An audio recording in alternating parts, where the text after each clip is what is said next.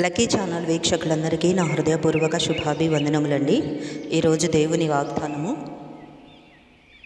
2 సమూయేలు 22వ అధ్యాయంలో 33వ వచనము. దేవుడు నాకు బలమైన కోటగా ఉన్నాడు, ఆయన తన మార్గమునందు యథార్థవంతులను నడిపించును.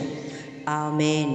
ఈ వాగ్దానము నమ్మి విశ్వసిస్తున్న మీ ఆత్మకు దేవుని కృప తోడైయుండి నడిపించునుగాక.